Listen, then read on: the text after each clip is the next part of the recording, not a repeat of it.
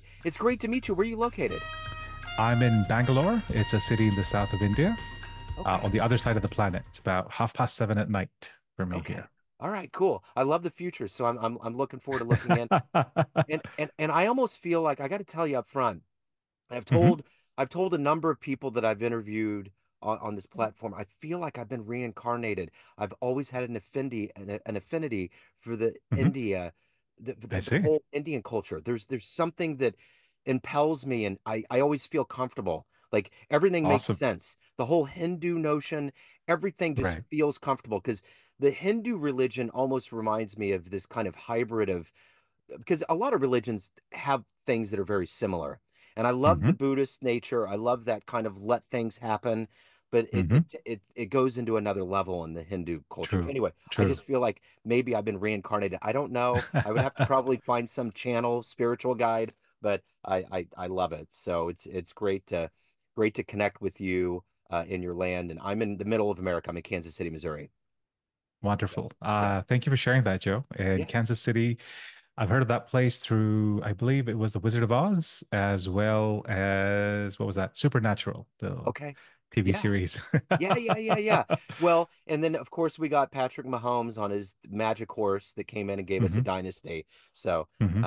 but it's a surprising arts and culture hub, Hmm. and it Hmm. always kind of gets packed into the Midwest, being kind of a sleepy cow town. But we've grown up. It's good. It's good. Right. So. Awesome. Well, I'm looking forward to getting into your work. And before we do Hmm. that, I want to know one of the Hmm. more tumultuous things that we've gone through in our lifetime is surviving a pandemic. And 4 years ago, Hmm. it was raging. Hmm. We didn't know where it was going to go. How did you True. make it through that time period? And how did it change the way that you conduct business? Right. So, unlike a common or a popular answer, I found the pandemic to be a great time in my life because it kind of set me free. Before the pandemic, I was very much shackled by my geography. And to quote a famous quote, my geography was looking to be my destiny. But when the pandemic set in, it was, hey, the world's your oyster sort of a thing because I have an internet connection. I don't have a heavy Indian accent. I've invested enough time and effort into learning the skills as well as the equipment that is required to present myself in a way that is favorable online. And suddenly I am selling to people in Australia. I'm selling to people in South America, US, Canada, Singapore. I'm no longer limited by that. And like overnight, I ended up in a place where it was more of, hey, I can go wherever I want. I can do whatever I want, right? And it was a boon when that Yeah. happened. Wow. Yeah. And I think that's the thing I hear a lot. There's almost this Hmm. level of buyer's remorse. People are like, well, I got kind of a different answer. But I think, and it's because it was positive. I think Hmm. it was positive for a lot of people, and it didn't take It away from what was. was going on. But I think Hmm. if your character going into this was one that looked at that glass half full, it was Hmm. carpe diem. You were going to go for it, Very true. Very you know? true. It was very much like that moment in, I believe the movie was Batman Begins, Yeah. where Batman had to let go of that rope before he could make that jump. When that pandemic happened, that rope was cut by force, Yeah. right? And that kind of just opened up so many more opportunities, which was like, brilliant. Let's go from carpe diem to carpe jaculum. That's it. Absolutely. So let's get to the heart and soul what you do on a daily Hmm. basis here in 2024. Right. I'm going to put you in front of a bunch of grade schoolers at career day, and one of the Hmm. kids says, "Hey, what do you do for a living?" How do you Right. answer them? I make games that teach people how to do things better at home, at work, and between friends. That's pretty much what I do. And they would love that. You would be one of their favorite Yes. guys. It is tailor-made for grade schoolers. That's Yes. it. Exactly. So take me back to your childhood. What did you want to be when Mhm. you were a kid? Oh, I was a loner. I used to play a lot of video games and a ton of books. And my dad, he traveled around a lot. So I've lived in China, I've lived in Hong Kong, I lived in Kuwait, Singapore, Malaysia, and a potpourri of places. And as a result, I had a very different upbringing from most of the people back home here in India. But I came back to India for engineering. I have a bachelor's degree in chemical engineering. And there was like this big disconnect. I didn't exactly find the place where I belonged. Things, serendipity, luck, and some willful intention landed me a job in IT. And Indian IT guy, that's pretty much par for the course. But I had this knack, right? Because I had this different background, something that I had considered a curse, and an albatross around my neck became my biggest boon because I was like the only guy in the company at that time who could, be sent overseas and still work with people in the UK, for example, as equals. And, I could match their skills, I could match their thinking, their professionalism, and that served me in good stead. Again, more exposure takes me out of my comfort zone. And all the things that were very, very negative in the past went volte-face, right? And I got a lot of positive things from them as well. That's pretty much what's been happening. Yeah. Negative to positive, negative to positive. Yeah. So of all of these places that you lived, what Mhm. was one of the most unexpectedly magical places that you were in? Right. 1997. All right. Hong Kong. And I still remember we were sitting in a small apartment in Mei Fu, which is a place in Hong Kong, right? We have the metro or the MTR, right? About, I think Americans would call it like a block away, and we could hear the train clattering on the racks. It's evening time, and that's when the handover is happening. Until 1997, Hong Kong was owned by the British or the Ah, English. I'm not sure. But that was the day when it was being given back to the Chinese. And they were going to be setting it up as a special autonomous region. And during that weekend, we were watching this on TV. They had like this beautiful ferries and they had fireworks and all of that going. But if I could look out my window beyond like the what do you call them? The flyovers or the bridges, the overhead car passes and the metro tracks, I could see the fireworks in the distance. And about 8 to 10 seconds later, I would see it on TV. And for my very, very young, like 10-year-old brain, I was like, this is amazing. yeah. And it was just something I could never forget. Wow, what a great story, man. I interviewed someone earlier this Hmm. week and they had a big, huge poster behind them. And I was like, what Hmm. is that? Where is Hmm. that? And it was Hong Kong. And you could see all the Really? mountains and the water, and it was Hmm. just this teeming metropolis of urban True. against the backdrop of this beautiful Hmm. nature. It just Hmm. looked really cool. So, Yeah, yeah. yeah, it's Beautiful like, place. yeah, absolutely. So let me ask you this. Who's been a Mhm. hero for you? Who's been an inspiration for you in your life? It's so like I said, I grew up as a loner, but I'm 38 now, and something I discovered just 2 years ago is that I had ADHD, but most of my life I've been going through, just trying to, go through life. Just I believe the phrase is white knuckling it, without knowing that hey, I have, this condition called ADHD, and at that time I would have like a gallery of heroes that I would look up to, right? Like for different seasons in my life, I would look at different people for inspiration. And my most popular and the one that I look up to the most is actually a video game character called Deckard Cain. He's from the series called Diablo, right? So he was there in Diablo 2 and Diablo 3. And he was this archetype of a wise man who had like a bunch of different stories. And one thing I realized with my background and with this thing of ADHD is a lot of stuff is new and a lot of stuff is novel. And for me to preserve that joy and wonder, what I need to do is package that experience some way, right? And stories seem to be like the perfect form for doing that. And when I went down that rabbit hole, I found my first human uh, role model, and that is Matthew Dix. He is a phenomenal storyteller. He's written two books that I know of. One is called Storyworthy, and the other one's called Story Sell. Story Sell is a new book that he's just released. And he focuses on how do you find stories in your everyday life and how do you package it and how do you present it to everyone. So one fictional, one human. I'm gonna write that down. That's wonderful. So, as someone that obviously loves games, Hmm. I'm gonna preface this with this. I Please. love technology. I work in Hmm. technology by day as an IT Hmm. technician. In my lifetime, the iPhone 4 still stands Hmm. as one of the most monumental tech Hmm. devices I've ever had my hands Hmm. on. I Hmm. That's it. For Hmm. you in gaming, what's the Hmm. game? Going from Pong to all of this advanced Hmm. AI stuff we have now. What is the video game that you think is the best one that's ever been put out? This is going to be a divisive opinion, but I'm going to preface my answer with the fact that I played this game at a very uh, important time in my life when I was just about to be a father. I was a father and my daughter had just been born. The game is called The Last of Us. It is by a company called Naughty Dog Studios, and it recounts the story. It's been made into like a series in Hollywood as well. It's about a man and a young girl traveling through zombie infested America on some mission. But one of the key mechanics or the key tenets of the game was you had to keep the little girl alive.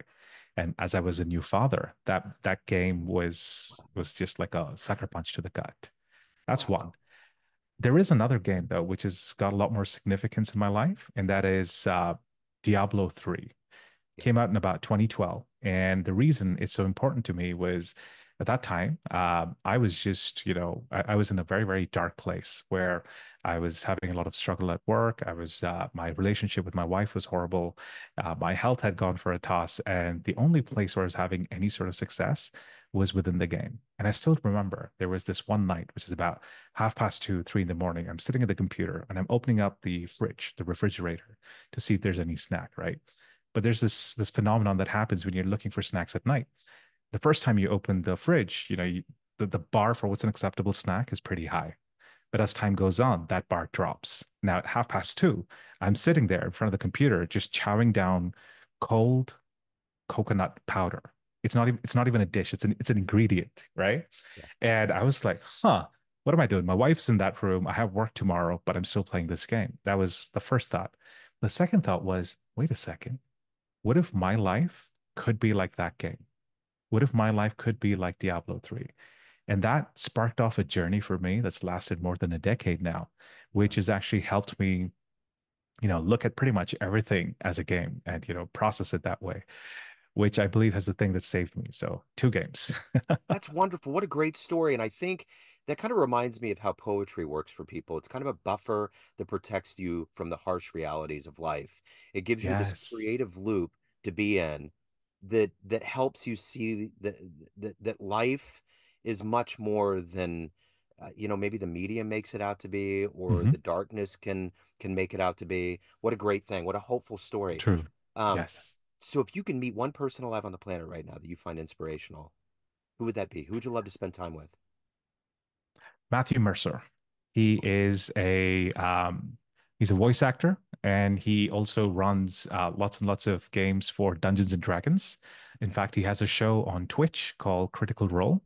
And I'm a big fan of Dungeons and Dragons. I started on it in 2019. And everything I learned about DMing was from watching his work online. So I would just love to meet him and say thank you. When I was a kid, we used to get the figurines. I didn't I play it have as one in the much. back. Uh-huh. Yeah, I didn't play it as much, but there was a Hmm. couple kids that we used to hang out with that were Hmm. masters at it. And we used to Right. trade and just ogle at what they would do and because there's an art to Very it. true. In fact, Yes. I rekindled that joy, and Hmm. right now it's Oh. kind of mushrooming to life. I went to Hmm. Epcot Center Hmm. in late June this year, and I'm Hmm. walking around. There's all these souvenirs. There's all this Disney stuff and all this stuff. And I went Hmm. to that part of the park where you went to the countries and you're hopping through Hmm. all the countries. And I got Right. to, I believe it was China or Japan, one of Hmm. the two. But I got this really ornate metal dragon figurine on this really cool Ooh, red piece of wood, and it's all ornately beautiful. painted. And somewhere in my subconscious, I grabbed it because it just Uh-huh. seemed like it was a cool relic. But now I'm thinking Right. about when I was a kid, looking at Hmm. how ornately those were painted, and it was a good memory for Very sure. true. Yeah, Yes. Yes. yeah. It's a wonderful hobby. Yeah. Yeah, it certainly is. Yeah, and there's so many Hmm. things that are self-edifying with it. So, Hmm. let me ask you this. Hmm. What is it that makes you wake up every day and do the work that you do? You're making a positive impact, you're getting your creative juices, but you also have to evolve as a human being. What's that True. collective gumption for you every day? So when I was a kid in Hong Kong, my Boy Scouts, I was a Weeblo. I believe that's an American Scouts thing, right? And in the Scouts, we were going on this camping thing, and our Scout, like troop leader, he told us this story about how it's a job of a man to make it easier for those who come after, right? And I know it's such a small, like almost like a throwaway phrase that he said, but I was very young, very impressionable. Somehow that's like stuck. And every day when I'm looking at it, it's like it's a brand new game that I have to play. But And there are many, many times when life feels like I'm playing this game on like hard mode or ultra hard mode. But as long as I can stay, I just have to like win once. And if I win once, then it's like new game plus, right? Life is like going to be super duper easy. So I just have to hold out until that happens. And along the way, like my personal code is I have to make it easier for those who come after. It could be my daughter, it could be, the generations that'll come after me, the people who look up to me, the people who have shaped me into who I am today, right? And it's a moral obligation that I feel that I have to make it easier for those who come after. That's why I get out of bed. Yeah, there you go. What's the best advice you've ever gotten? Uh, my dad gave me a greeting card that said, I believe it's a poem by Goethe. It says, "There is greatness within you. All you got to do is begin." I'm paraphrasing here, but you have to shoot your shot, right? I mean, there's no point if you don't take that shot, there's no chance of success. So Yeah, you have to take that interesting. action. So, of everything that you've done and evolved into, and all the Hmm. adventures you've been through, Hmm. what are you the proudest of? That's a tough one. That's a tough one.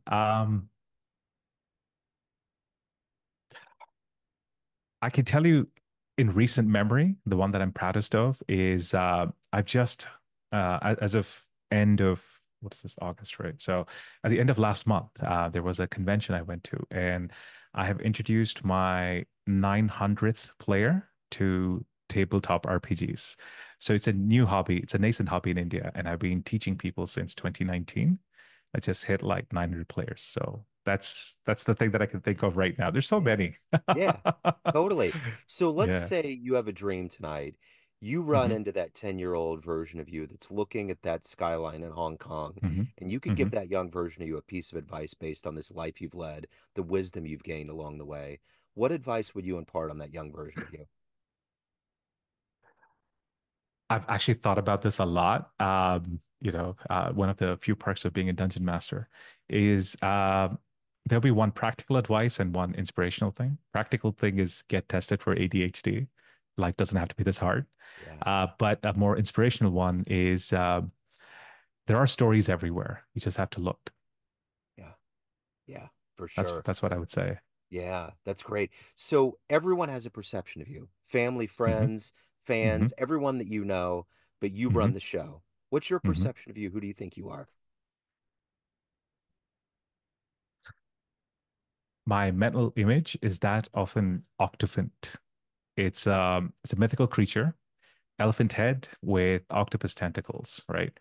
Wisdom of the elephant combined with the versatility and being able to handle many things at a time, ability of an octopus. It's a weird combination, but obviously it stems from ADHD and my perception of myself. But yes. Excellent.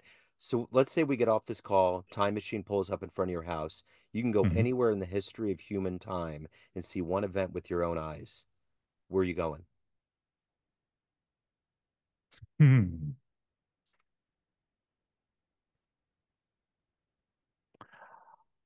Um, Steve Jobs' commencement speech, Wow. whenever it was, wherever that was. Yeah, Yes, I'll you have to remember? Google it a little bit, but yes, Yeah, that would be I'd go cool. for that.